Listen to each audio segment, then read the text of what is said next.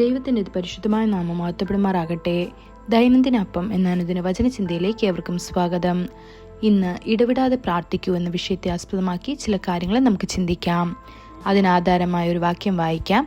1 തെസ്സലോനിക്കർ 5:17 ഇടവിടാതെ പ്രാർത്ഥിപ്പീൻ.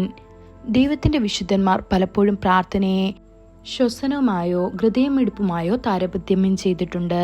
ശ്വാസോച്ഛ്വാസവും ഹൃദയമിടിപ്പും നിർത്താതെ തുടരുന്നത് പോലെ നമ്മുടെ ഹൃദയത്തിന്റെ ആഴങ്ങളിൽ നിന്ന് പ്രാർത്ഥനാ ധൂപം നിരന്തരം ഉയരണം.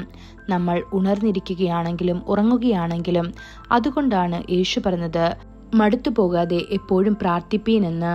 ഇത് ലൂക്കോസ് 18:1 കാണപ്പെടുന്നു. ഇടവിടാതെ പ്രാർത്ഥിക്കാൻ എങ്ങനെ കഴിയുമെന്ന് നിങ്ങൾ ചിന്തിച്ചേക്കാം. എന്നാൽ ദൈവത്തിന് മുഖം തേടുന്നത് പ്രാർത്ഥനയാണ്.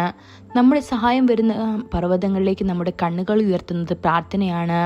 അവൻ്റെ സാന്നിധ്യത്തിൽ അവൻ്റെ കാൽക്കൽ നിശബ്ദമായി ഇരിക്കുന്നതും പ്രാർത്ഥനയാണ്. നമ്മുടെ ഓരോ ഹൃദയമിടിപ്പും യേശുവിൻ്റെ നാമവുമായി വിന്യസിക്കുക, അതും പ്രാർത്ഥനയാണ്. നമ്മുടെ ഉള്ളിലെ ആത്മാവും ദൈവത്തിൻ്റെ ഹൃദയവും ആഴത്തിലുള്ള കൂട്ടായ്മയിൽ ഏകീകരിക്കപ്പെടുമ്പോഴാണ് പ്രാർത്ഥന. ഭക്തനായ ദാനിയേലിനെ കുറിച്ച് നാം ബൈബിളിൽ വായിക്കുന്നു. അവൻ ഒരു ദിവസം 3 തവണ പ്രാർത്ഥിക്കുന്നത് അവൻ്റെ ശത്രുക്കൾ ശ്രദ്ധിച്ചു. എന്നാൽ ദാനിയേലിനെ അടുത്തറിയാവുന്ന രാജാവ് ഒരു ദിവസം 3-7 തവണ പ്രാർത്ഥിക്കുന്ന ഒരാളായിട്ടല്ല, മറിച്ച് ദൈവത്തെ നിരന്തരം ആരാധിക്കുന്ന ഒരാളായാണ് അദ്ദേഹത്തെ തിരിച്ചറിഞ്ഞത്. ഇത് ദാനിയേൽ 6:16 കാണപ്പെടുന്നു. ഏകദേശം 4 വ്യത്യസ്ത രാജാക്കന്മാരുടെ കീഴിൽ ദാനിയേൽ പ്രധാനമന്ത്രിയായി സേവനം അനുഷ്ഠിച്ചു. അദ്ദേഹം വഹിക്കേണ്ടിയിരുന്ന രാജ്യത്തിന്റെ ഉത്തരവാദിത്തവും ഭാരങ്ങളും സങ്കല്പിക്കുക. അദ്ദേഹം ഒരു മുഴുവൻ സമയ ശുശ്രൂഷകനോ പ്രവാചകനോ ആയിരുന്നില്ല, മറിച്ച് കൊട്ടാരത്തിലെ ഒരു ഉന്നത ഉദ്യോഗസ്ഥനായിരുന്നു. എന്നിട്ടും അദ്ദേഹം ഇടവിടാതെ പ്രാർത്ഥിച്ചു. അദ്ദേഹം നിരന്തരം ആരാധിച്ചു. അദ്ദേഹത്തിനും ദൈവത്തിനും ഇടയിലുള്ള ബന്ധം തകർക്കാൻ യാതൊന്നിനും കഴിഞ്ഞില്ല. പലരും പ്രാർത്ഥനയെ ഒരു പതിവായി ചെയ്യുന്ന കേൾക്കാവുന്നതും വാക്കാലുള്ളതുമായ പ്രാർത്ഥനയുമായി ബന്ധപ്പെടുത്തുന്നു. നിങ്ങളുടെ ഹൃദയം തുറന്ന് ക്രിസ്തുവിന് മുൻപാകെ അത് പകരുന്നതും പ്രാർത്ഥനയാണെന്നത് ശരിയാണ്. അവൻ്റെ സാന്നിധ്യത്തെക്കുറിച്ചുള്ള അവബോധത്തിൽ വസിക്കുന്നതും അതുപോലെയാണ്. പ്രാർത്ഥനാപൂർവമായ ധ്യാനത്തിൽ അവനുമായുള്ള കൂട്ടായ്മയിൽ നിരന്തരവും. ദൈവം മുൻപാകെ നമ്മുടെ പ്രാർത്ഥനാപൂർവമായ ധ്യാനത്തെ തടസ്സപ്പെടുത്തരുതെന്ന് ബൈബിൾ നമ്മെ മുന്നറിയിപ്പ് നൽകുന്നു. ഇത് യോബ് 15:4 കാണപ്പെടുന്നു. എത്ര മനോഹരമായ ഒരു വാക്യം! പ്രാർത്ഥനാപൂർവമായ ധ്യാനം. ദാവീദ് എഴുതിയതുപോലെ അവന്റെ സന്തോഷം കർത്താവിന്റെ ന്യായപ്രമാണത്തിലാണ്.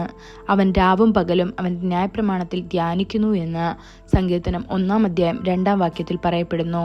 വചനത്തെക്കുറിച്ചുള്ള രാവും പകലും ധ്യാനം സാധ്യമാണെങ്കിൽ പകലും രാത്രിയും പ്രാർത്ഥനാപൂർവമായ ധ്യാനവും സാധ്യമാണ്. ഒരു ജാതീയനായിരുന്ന കൊർന്നല്യോസ് എപ്പോഴും ദൈവത്തോട് പ്രാർത്ഥിച്ചുകൊണ്ടിരുന്നു എന്ന് അപ്പോസ്തല പ്രവർത്തികൾ 10:2 നമുക്ക് കാണാം. അപ്പോൾ ദൈവമക്കളായ നാം ഇടവിടാതെ പ്രാർത്ഥിക്കണം. അത്തരമൊരു പ്രാർത്ഥനാ ജീവിതം തീർച്ചയായും കർത്താവിന്റെ വരവിൽ അവന്റെ മുൻപാകെ നിൽക്കാൻ നമ്മെ ഒരുക്കും. അതിനായി ദൈവം നമ്മെ ഓരോരുത്തരെയും സഹായിക്കുമാറാകട്ടെ.